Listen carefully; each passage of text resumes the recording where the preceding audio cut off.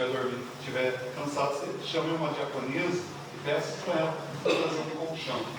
Tá? Você vai trazer um colchonete, depois vai devolver para a diaconisa e ela vai levar lá. O que a gente não quer é que a criança própria use o colchonete, isso vira bagunça. Mas a criança está dormindo, você está cansado, se a criança ficar, peça um colchonete que elas vão te atender. Esperar. Pastora.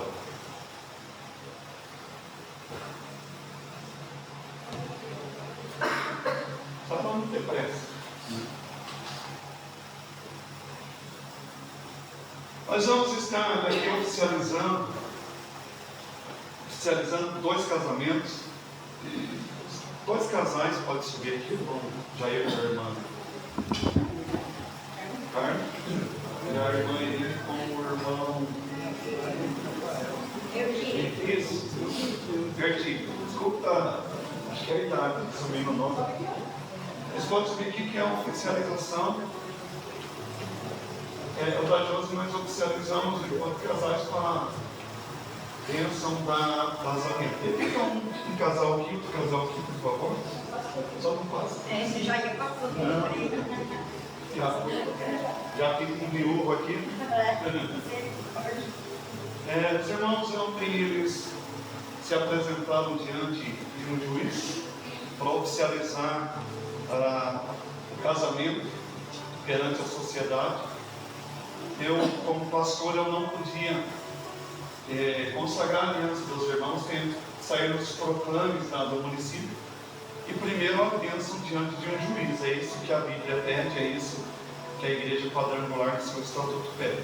Mas após oficializado perante a sociedade o casamento desses 2 casais, como pastor, eu vou oficializar agora, eles têm a bênção diante da sociedade, e agora eu vou oficializar a bênção diante de Deus. Amém? Então você que é casado no civil, mas não é casado, não tem a bênção do religioso, não importa quanto tempo você seja casado, nós oficializamos o seu casamento também diante de Deus, que é importantíssimo, a bênção dos homens e a bênção de Deus. Perante a sociedade, ninguém vai ter o que falar deles. O nome deles saiu no proclame. O município todo sabe da união conjugal que eles regularizaram diante da sociedade. Amém? E é muito importante diante de Deus quando nós tomamos decisões. Nós sabemos que a pregação, às vezes, ela nos confronta, mas quando nós tomamos decisões, nós vimos que tiramos um peso das nossas costas, tiramos um peso diante dos nossos ombros. Então, nós vamos oficializar, é bem simples, é bem rápido, é bem simples. Nós vamos oficializar, começando aqui com a irmã Irene e o nosso irmão Virgílio. Eles já estão com a aliança, né? Então, coloque a mão assim, isso, põe a mão da irmã sobre a minha mão, põe a irmã Virgílio sobre a mão dela, isso, e a pastora põe a mão sobre a mão do nosso irmão. Querido Deus, como ministro do Evangelho, eu venho abençoar essas alianças e declarar que eles estão agora também sob a bênção dos céus.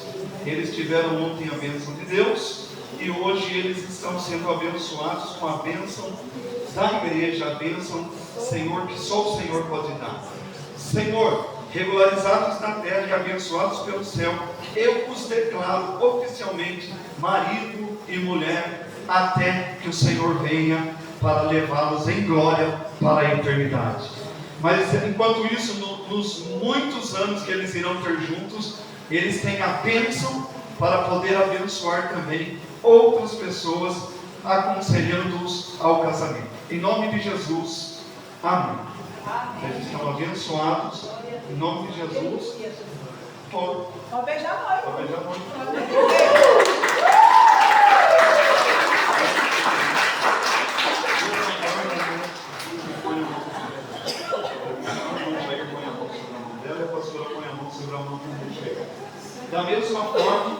Da mesma forma, Senhor, como sacerdote, eu abençoo a vida conjugal e sentimental da nossa irmã Carmen, do nosso irmão Jair, que também passaram pelas bênçãos do proclame, aqui do município estão abençoados diante do juiz, mas agora eles estão abençoados diante dos anjos. Como pastor, eu os abençoo para a glória do Pai, do Filho e do Espírito Santo e os declaro marido e esposa em nome de Jesus. Amém. Amém.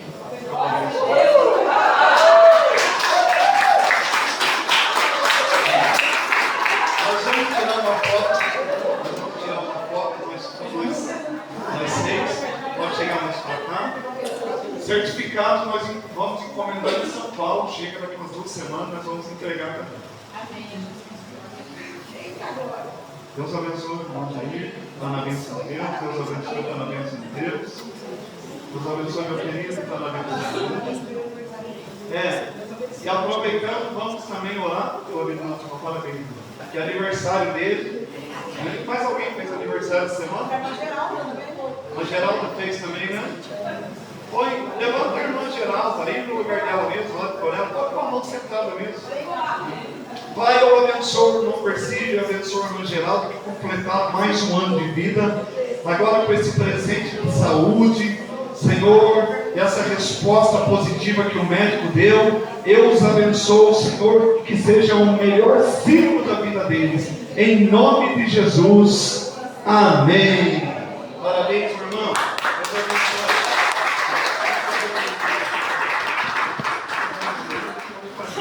Parabéns, irmã Geraldo, também, muitos anos de vida.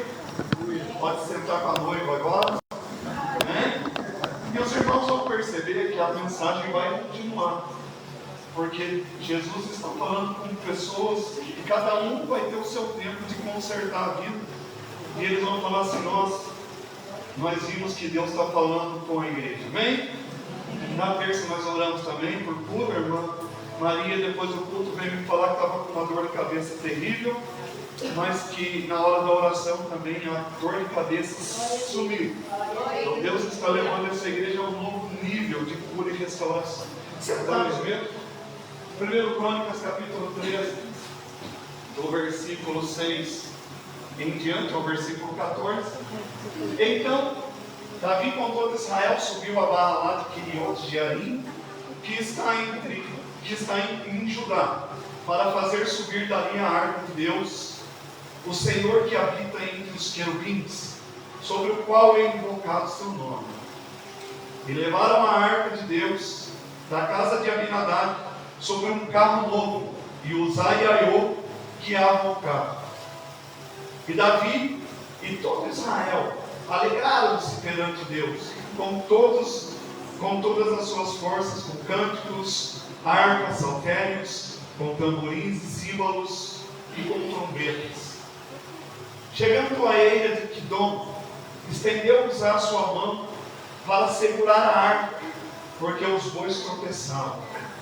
Então se acendeu a ira do Senhor contra Uzá e o feriu por ter estendido a sua mão a arca, e morreu ali perante Deus. E Davi se encheu de tristeza porque o Senhor havia aberto uma brecha em Uzá. Por isso chamou aquele lugar Pérez Uzá até o dia de hoje. E aquele dia temeu Davi a Deus, dizendo: como trarei a minha arca de Deus? Por isso Davi não trouxe a arca assim à cidade de Davi, porém a fez levar à casa de Obed-edom, o giteu. Assim ficou a arca de Deus com a família de Obed-edom 3 meses em sua casa. E o Senhor o abençoou, o Senhor abençoou a casa de Obed-edom e tudo quanto ele tinha. Versículo 15. Desculpa, é em outro texto. Nós estamos hoje no final do projeto de vida, 14 mesmo, até onde eu vi 16. Nós estamos no final da renovação do projeto de Deus. Foram 4 quintas-feiras, onde nós renovamos o nosso projeto. Nós já temos testemunhos. No meu projeto de vida, no projeto 100 dias, eu tinha colocado para que lá em janeiro, que eu iria fazer uma prova aqui, no mês de maio, e que o Senhor me concedesse uma das vagas. Se eu não me engano, foram 4 vagas para 18 pessoas que se inscreveram para esse curso, para essa faculdade de matemática. E dentre as 18 pessoas, eu tive o privilégio de passar em segundo lugar.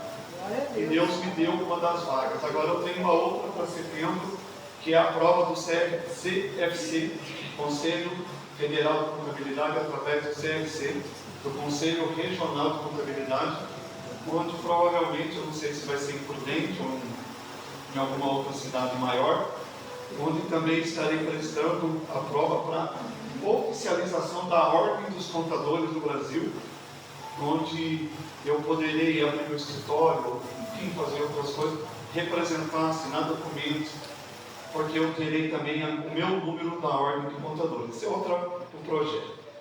Uma irmã, ela mesma vai contar isso aí, não serei eu que vou fazer, um curso caro, onde depois de fazer o desejo dela, ela vai poder dar aula para todos os cabeleireiros da nossa cidade. Então, os projetos de vida estão sendo colocados, estão respondidos. Por que renovar o projeto de vida? Para que nós possamos acompanhar e orar por eles. Amém? Só que tem uma coisa que nós não podemos desperdiçar de jeito nenhum, que são as oportunidades. E as oportunidades passam, e se nós não tomarmos posse delas, elas vão embora, e infelizmente nós vamos deixar escapar. Oportunidade é uma ocasião própria, uma ocasião única em que a vida nos dá para que nós possamos ser felizes. Nós vemos aqui sobre 2 homens, Obed-Edom e Abinadab. Abinadab, levita, sacerdote, que ministrava ao Senhor. Quando a arca foi tomada e levada, ao voltar para Israel, ela ficou na casa de Abinadab. 20 anos na casa de Abinadab. 20 anos aquele homem teve na casa dele a oportunidade de uma mudança e não quis. Desprezou a arca. Colocou a arca no cantinho para que ninguém pudesse relar nela e morrer. Ele teve mais medo do que orgulho. Ele teve mais medo de Deus do que alegria em receber Deus na casa dele. E durante 20 anos, nada aconteceu. Ele deixou passar uma oportunidade de ficar ainda mais próspero, de ser ainda mais abençoado. E infelizmente, esses 20 anos para Abinadab foi um peso que ele carregou. Tem muita gente que a presença de Deus é um peso, a igreja é um peso, culto é um peso, oração é um peso. E eles fazem de tudo para estar aqui, que a hora passe muito rápido, porque está sendo um peso. Abinadab também tratava a presença de Deus como um peso. E por causa disso, não obteve respostas das grandes bênçãos que Deus tinha para ele. E perdeu uma grande oportunidade na vida. Em 1 Samuel, no capítulo 7, fala sobre ele, capítulo 7, versículo 1, a arca de Deus, uma unção ali, a arca, ela só está equivocada, porque os querubins abraçavam a arca em cima e os pés embaixo, ficando um coração entre eles. Mais ou menos ali está, só que não está por baixo. Então vieram os homens de Kiriat-Jearim e levaram a arca do Senhor e a trouxeram à casa de Abinadab no outeiro e consagraram a Eleazar seu filho para que guardasse a arca do Senhor. O sacerdote ministrava. Quem melhor para receber a arca do que um levita?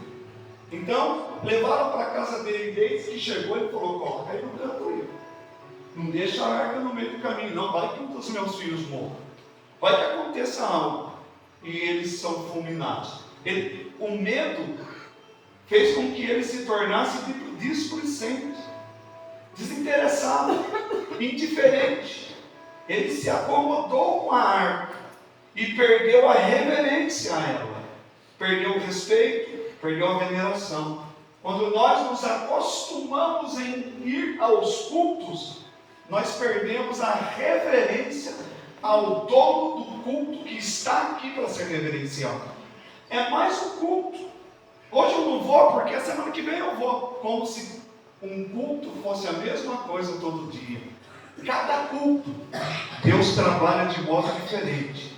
E em cada culto, a presença dele se manifesta diferentemente para cada pessoa. Nós tivemos uma oração no domingo e uma irmã foi curada imediatamente de uma dor da sua coluna, das suas costas. Na terça, uma dor de cabeça foi curada. Parece simples, mas para quem está com a dor, não é nada simples.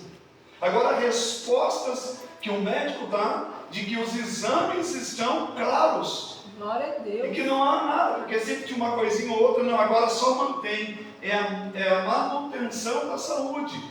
Agora é uma visita de manutenção, não uma visita para cura, para prevenção. A manutenção agora vai fazer com que a saúde se fortaleça. E quem faz isso? É a glória, é a presença de Deus. E se nós não viermos com o coração aberto e receber o toque dessa presença, nós vamos achar comum um outro culto. Mais um culto. Domingo será um outro culto. O último domingo do mês, mais um culto. Se eu não vier nesse, no outro eu venho. E nós nos habituamos a isso. Nós nos habituamos a que nós sejamos estrela do culto. Como dos últimos acontecimentos da igreja, quem veio terça sabe o que eu estou falando. Nós nos tornamos estrelas, porque se eu não fizer, eu fico triste, porque se eu não falar, eu sinto chateado, porque se eu não tiver a oportunidade, eu não venho mais, porque eu tenho que. E a estrela realmente que deve brilhar, acaba sendo ofuscada, que é Jesus Cristo, o que está aqui para te dar um toque de cura nesta noite, para renovar a sua alma e o seu espírito. Mas muitas vezes nos portamos como Abinadab. Tem gente que está há 30, 40 anos na igreja e já não sente mais a presença do Cristo que ressuscitou na cruz do Calvário. Melhor do que estar na igreja é estar na igreja e sentir o toque do Espírito Santo sobre a nossa vida. Bem, nós não podemos nos tornar indiferentes, desinteressar. Mas toda vez é a mesma coisa, todo ano é a mesma coisa. Não. Vamos continuar, como diz um amigo meu, pastor, vamos deixar como está para ver como é que fica. Foram 20 anos de lamentações por parte de Israel, porque não foi só o levita que sofreu, a nação sofreu. Quando nós nos distanciamos de Deus, a nossa família sofre, a nossa cidade sofre, porque o que mantém essa cidade em pé são as orações das igrejas que clamam por um Deus vivo, que não se dobram a uma imagem, que não se prostram a um pedaço de barro. Então, se a igreja se calar, a cidade sofre. Lembra de um salmo que diz que quando o justo governa, o povo se alegra? Quando a igreja, que é justa, clama pelo bem-estar da sua cidade, a cidade se levanta em prosperidade. Mesmo não tendo ela empresas, Deus abençoa em outras áreas, no comércio, na agricultura. O agro é uma grande força do Brasil. E nós fazemos parte disso, porque nós somos uma cidade agrária, produtiva, que coopera. É lógico que nós temos uma indústria. Irmãos, eu vou falar uma coisa, nós vamos orar igual oramos pelo Rio Comprido. Essa usina vai voltar a funcionar. Eu lanço uma palavra profética, quem acreditar vai ver, quem não acreditar vai ver da mesma forma. Essa usina vai voltar a funcionar e essa cidade vai voltar a ter o crescimento que tinha antes. Eu não sei o que vai acontecer, mas eu quero profetizar. Porque se nós não profetizarmos, a coisa continua como está. Mas quando a voz profética se levanta, Deus se levanta do trono e muda a sorte. Essa usina vai voltar a funcionar nessa cidade. Em nome de Jesus Cristo. É o projeto que nós temos para essa cidade. É o funcionamento dessa usina novamente. E nós vamos ver, porque no Rio Comprido dizia que era impossível as ruas asfaltadas, era impossível as escrituras, porque a causa estava em bilhões de dívida que o povo tinha com o dono da terra. Eu não sei o que fizeram. Está asfaltando. Chegou como? Chegou hipermercado, chegou indústria. Hoje é uma cidade à parte na cidade de Jacareí. Deus vai fazer a mesma coisa nesse distrito e nós vamos ver a reativação dessa usina para a glória do Senhor. Está ligado no céu. Você concorda comigo? Diz amém. Amém. Quando 2 ou 3 concordar na terra, está concordado no céu. Quando 2 ou 3 ligar na terra, está ligado no céu. Agora o Espírito do Senhor, no mundo espiritual, vai causar um reboliço aqui na terra, e alguém vai olhar e vai dizer: eu vou comprar essa indústria e vou reativá-la novamente.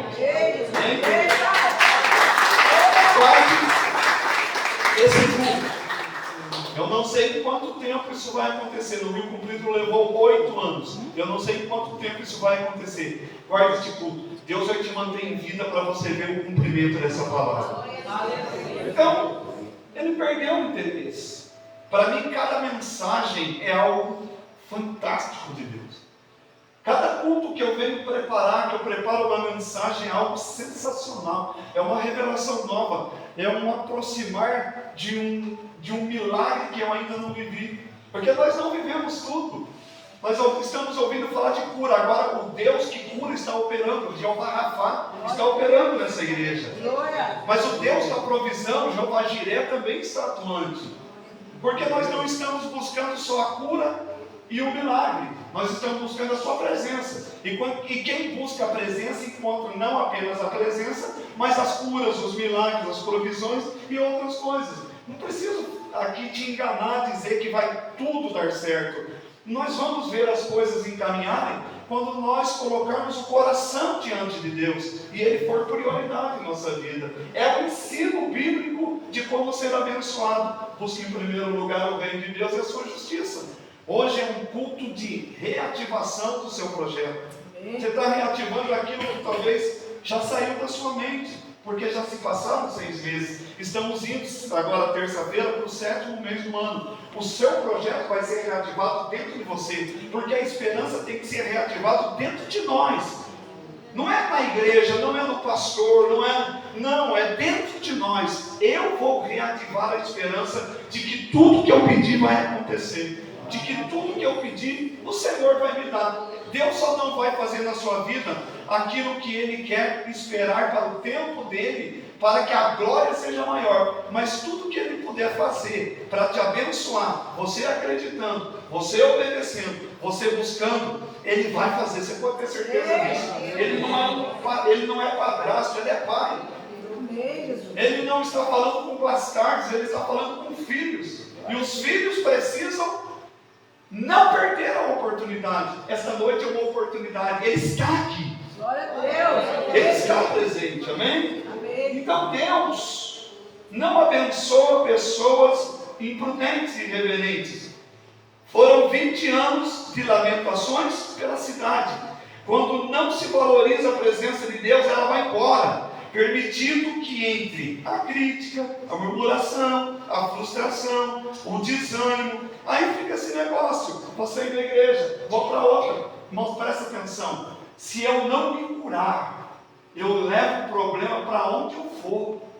A pessoa sai dessa igreja com um problema, não se cura, leva o problema para outra igreja, e lá na outra igreja também vai acontecer a mesma coisa. Aí ela vai falar assim: eu não estou sentindo de ficar aqui, e vai para outra igreja, e depois fica falando: eu vou orar para ver onde Deus vai me levar. Deus não é responsável pelas nossas imprudências. Deus não mandou ninguém sair de igreja nenhuma. Se nós estamos aqui é porque nós sentimos em estar aqui. Agora Deus vai te abençoar. Se você está se sentindo bem, continue. Por que eu vou trocar a minha felicidade, o lugar que eu estou sendo alimentado, por uma aventura que eu não sei nem se vai dar certo? Ele aqui estava brincando com isso e começou a se frustrar.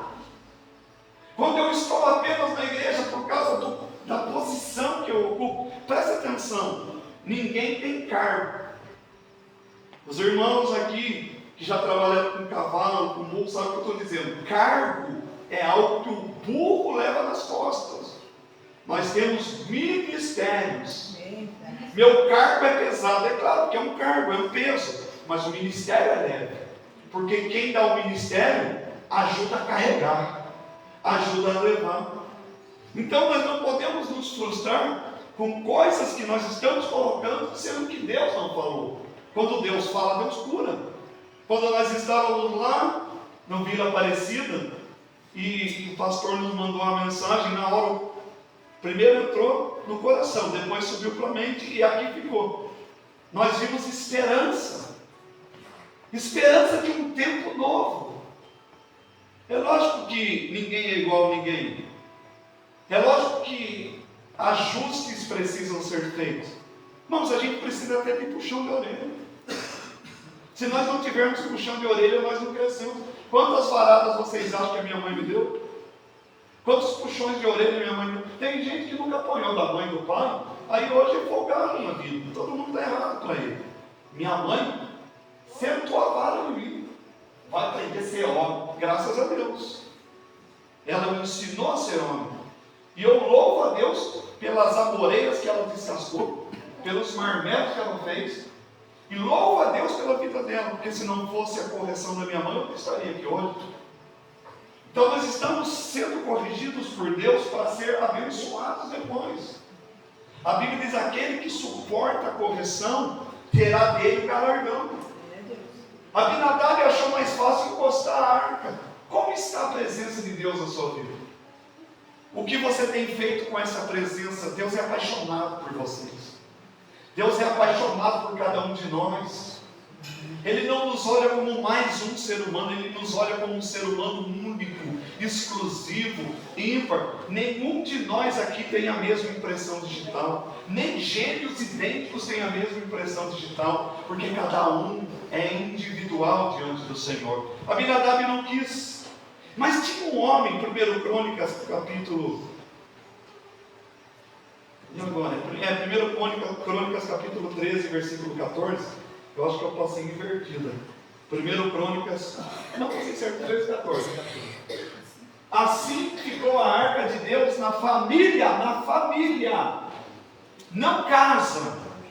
Porque há diferença de casa e lar. Casa é a construção, lar é o que tem dentro, as emoções, os sentimentos. A arca ficou no lar de Obed-Edom 3 meses em sua casa, e o Senhor abençoou a casa de Obed-Edom e tudo quanto ele tinha. Aquele homem, Obed-Edom, era giteu. Giteu é inimigo. O giteu nasceu em Gate. Gate tem um personagem muito famoso que levou uma pedrada entre os olhos e depois teve a cabeça cortada, chamada Golias. A terra de Gate era a terra do inimigo de Golias. Esse homem era giteu, que vivia numa casa caindo aos pedaços, que ficava na beira do caminho. Todo mundo que a Bíblia diz que estava à beira do caminho, significa que ele estava pedindo esmola.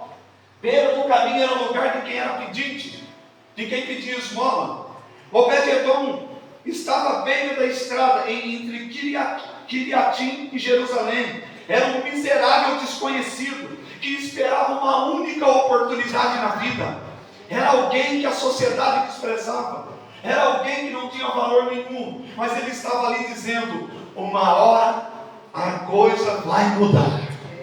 Uma hora vai chegar a minha chance, a minha oportunidade, e eu não vou desperdiçar, e eu não vou perdê-la. Eu estou esperando muito tempo por esta oportunidade, e eu sei que ela vai chegar. Ele morava numa casa de sapê, caindo aos pedaços, num terreno de terra árida que não nascia nada. Tinha uma mulher doente em cima da cama, estéril, idosa. Tinha uma vaquinha. Como que o senhor sabe disso? Historiador. Além da Bíblia, você pode ler livros de historiadores. E ele morava ali, pedindo esmola para poder sustentar a mulher, com uma casa caindo aos pedaços, num terreno grande, com uma vaca leiteira que não produzia porque passava fome. Quando a arca chegou na casa dele, o estado era deplorável, mas ele tinha um projeto, ele tinha um plano, ele esperava algo grande. A Bíblia diz que quanto mais você sonhar, mais próximo você vai estar da realização. Sonhe, mas sonhe muito, porque você só vai até onde o teu sonho te levar.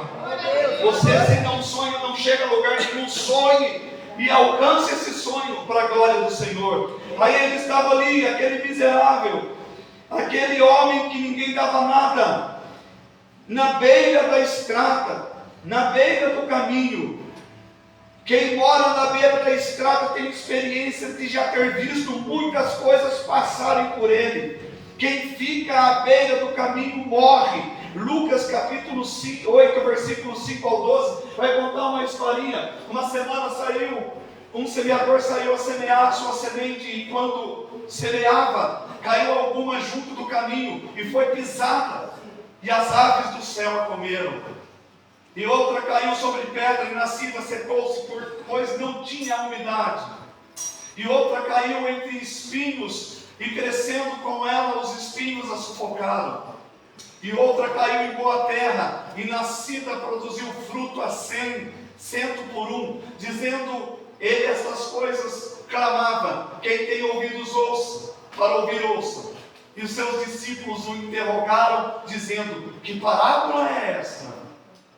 E ele disse: a vós vos é dado conhecer os mistérios do reino de Deus, mas aos outros por parábolas, para que vendo não vejam, e ouvindo não entendam.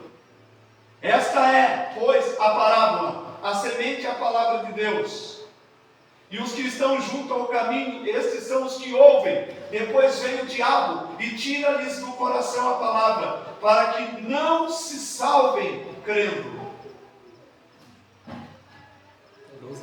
Não, só tem só. Eu estou querendo dizer. Para que não se salvem crendo. Presta atenção. Primeiro, os que estão à beira, a semente caiu à beira do caminho, foi pisoteada e as aves comeram. Quem está à beira do caminho são aqueles que ouvem. Depois vem o diabo e tira-lhes do coração a palavra, para que não se salvem crendo na salvação. Que coisa interessante.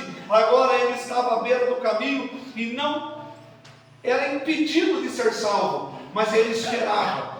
Talvez hoje você esteja à beira do caminho, sem sonho, sem perspectiva, sem expectativa de que as coisas vão acontecer. Mas eu quero ser voz de Deus para a sua vida nessa noite. Creia em Jesus Cristo. Creia em Jesus Cristo. E todos os seus projetos serão realizáveis. Porque Ele é o Senhor que realiza sonhos. Ele é o Senhor que muda histórias. Ele é o Senhor que levanta o pobre do chão e escreve o nome dele no livro da vida.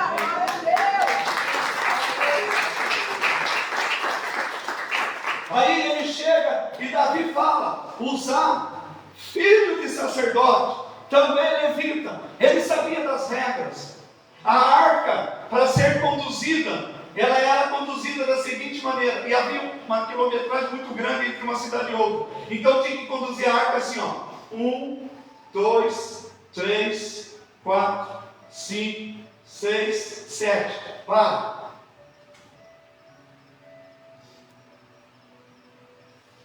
Mais alguns minutos. 1, 2, 3, 4, 5, 6, 7. Para. Aí eu creio que eles pensaram assim: vai demorar muito. É muito tempo. Nós vamos chegar lá o ano que vem. Vamos fazer uma carroça nova. Vamos colocar a arca em cima que ela vai mais rápido. Deus não quer que as regras sejam mudadas. Nós temos que fazer do jeito que tem que ser feito, não do jeito que queremos fazer, porque todas as vezes que tentamos ajudar o Senhor, nós estragamos tudo. Aí a carroça, em ruas irregulares, ela passa num buraco, os bois tropeçam e a arca vai cair. Aquele sacerdote que sabia que ninguém podia tocar na arca, ele toca na arca. A Bíblia diz que abre um rombo nele. E ele morre na hora. Davi ficou bravinho. Onde já se viu isso? A gente só quer levar a arca embora. E Deus mata Uzá. Ele só queria. Ele só tinha boa intenção. Lembra do ditado de boa intenção, o inferno está cheio? Deus não quer saber se eu tenho boa intenção. Deus quer saber se eu estou cumprindo a sua palavra. Aí ele fala assim: não quero a arca em casa, vai que alguém morra. Manda para aquele mendigo. E chega o exército, os soldados de Davi levando a arca, fala assim: o rei mandou ficar na sua casa. Ele falou: é essa chance que eu estava esperando. É essa a oportunidade que eu queria. Rápido, leve a arca não no porão, como Abinadab fez. Ele colocou a arca na sala, na entrada principal. Todo mundo que entrasse naquela casa veria a presença de Deus, porque ele venerava, era oportunidade, ele cuidava. Ele não podia tocar na arca, mas ele não permitia que os mosquitos tocassem. Eu não sei se ele colocou uma proteção ao redor da arca, para que a poeira não chegasse. Ele cuidou da arca. Em 3 meses a casa dele foi reformada. Em 3 meses aquele quintal improdutivo começou a crescer hortaliças, começou a crescer frutas. A mulher dele foi curada, engravidou, a vaquinha passou a dar leite. E quando passavam pelo caminho diziam: ué, mas não era uma casa caindo aos pedaços? O que aconteceu? A presença de Deus mudou a história desse homem Obed-Edom e trouxe prosperidade para a vida dele. Porque prosperidade não é só dinheiro, prosperidade é felicidade. Onde Deus está, a felicidade chega. Onde Deus está, a prosperidade mora. Glória a Deus, aleluia.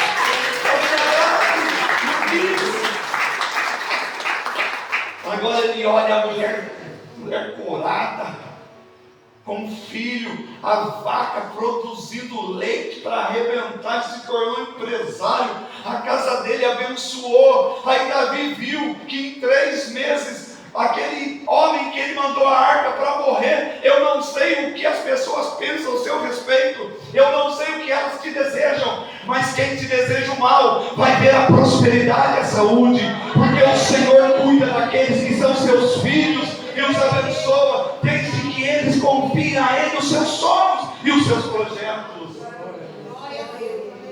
Ele teve uma atitude devocional, isso chamou a atenção de Deus. No começo era só um Zé Mané, parecia esquecido, porém Deus lhe deu a maior oportunidade da vida. Pela manhã, ele e sua família prostravam-se diante da arca. Ele nunca saía da presença da arca, da presença de Deus de qualquer forma. Ele entrava e saía transformado por ela. O sacerdote, o sumo sacerdote, quando ministrava para Deus, tabernáculo, átrio, santo e santíssimo. Quando o sacerdote uma vez por ano entrava no santo, tinha a arca lá. Ele entrava na presença da arca assim. Ele olhava e ele ministrava, ele se lavava, ele estava olhando para a arca, todo o tempo ele olhando para a arca. Quando ele ia sair, ele não fazia isso aqui não. Quando ele ia sair, ele contava 1 passo, 2 passos, 3 passos, 4, 5, 6, 7. Quando a cortina tocava nas costas dele, ele se abaixava em reverência. E quando ele saía da cortina, ele virava as costas, porque a cortina já tinha trancado a arca. Nunca perca a presença de Deus. Não tire os olhos da presença de Deus. É na presença de Deus que eu vou ter sucesso. É pela presença de Deus que eu vou viver. É através dessa presença que a minha vida vai mudar. Confia no Senhor. Entrega os teus caminhos ao Senhor. Confia nele e Ele tudo fará. Ele tem o domínio, Ele tem o cuidado e Ele é Senhor para mudar a sua vida e a sua história, em nome de Jesus.